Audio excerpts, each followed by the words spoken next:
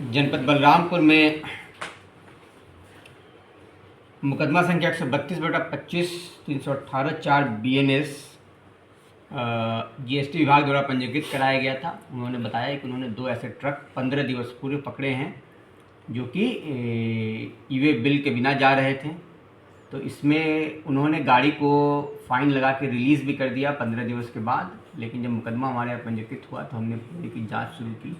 तो जांच में जो सबसे पहला तथ्य निकल के सामने आया कि जो बिल लेके ट्रक वाले जा रहे थे उनके पास ई-वे बिल तो नहीं था, लेकिन जो बिल था वो भी फर्जी था। जो कंपनी पे GST रजिस्ट्रेशन दिखाया जा रहा था वो कंपनी एग्जिस्ट ही नहीं करती है, और उस कंपनी के जो मालिक हैं वो कुटिया में रहते हैं, उनके दस्तावेजों का दुरुपयोग किया गया था। इस कारण इसमें धाराओं की बढ़ोतरी की गई और इसमें पूरा अच्छे से विवेचना की गई। तो हमने ये पाते हुए पहले पूर्व में 4 अभियुक्तों को इसमें जेल भेजा जा चुका है और आज एक और अभियुक्त पकड़ा गया है जिसे जेल भेजा जा रहा है। और इसके पास से हमें मोबाइल बरामद हुआ है। पूर्व के सभी अभियुक्त अपना मोबाइल खो गया, टूट गया या पूरा का पूरा फैक्ट्री रीसेटिंग करके हमारे पास आया करते थे, जिससे हमें कोई साक्ष्य न मिल पाए। और इस बार अचानक हमें मोबाइल प्राप्त हुआ है। मोबाइल में बहुत से ऐसे चैट्स प्राप्त हुए हैं जिससे पूरा इस गैंग का मोटस ऑपरेंडी निकल के सामने आया है। और इसमें ये निकल के सामने आया है कि पूरा का पूरा ये जो गैंग है ये GST चोरी का संगठित रूप से कार्य करता है।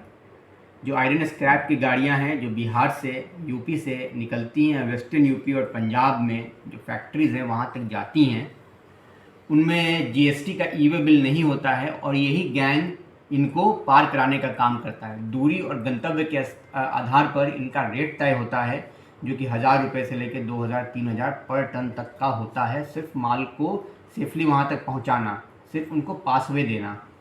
जो व्यक्ति पकड़ा गया है वो एक मेन इसके सरगना के लिए कार्य करता था और इनका काम था कि इनके ग्रुप पे जो कि GST के नाम से ग्रुप इनमें बना हुआ है उस पर इनका जो सरगना है वो प्रत्येक दिन एक लिस्ट डाला करता था। मतलब जिन आकाओं के लिए उनको गाड़ी पास कराना होता था उन सब गाड़ियों के गाड़ी नंबर, मोबाइल नंबर और ड्राइवर के नाम के साथ एक लिस्ट आती थी, जिसको उसके लिए काम करने वाले 3-4 लोग, जिसमें एक अभियुक्त ही पकड़ा गया है, इसकी तरह के और 3-4 लोग आपस में बांट लिया करते थे कि इन गाड़ियों को पार कराने की मेरी जिम्मेदारी होगी और इन जनपदों से पार कराने की मेरी जिम्मेदारी होगी।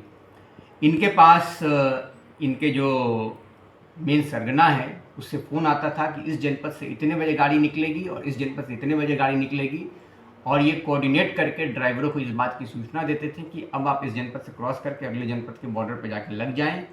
ऐसे करके ये लोग गाड़ियों को पार कराते थे। और अभी तक उसको कहाँ से सूचना मिलती थी कि ये अप्रोप्रिएट टाइम है पार करने का, इस पर जांच चल रही है। और जब मेन सरगना पकड़ा जाएगा तो ये भी तथ्य सामने निकल कर आएगा कि उसे सूचना कहाँ से मिलती थी कि ये अप्रोप्रिएट टाइम है निकलने का।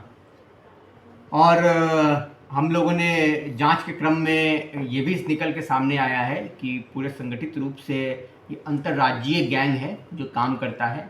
बिहार में एक अलग गैंग है जो पार कराने का काम करता है। यहाँ पर यूपी में इसको 2 भागों में बांट के काम कराया जाता है, एक बिहार बॉर्डर से लखनऊ तक, दूसरा लखनऊ बॉर्डर से हरियाणा बॉर्डर तक, दिल्ली बॉर्डर तक।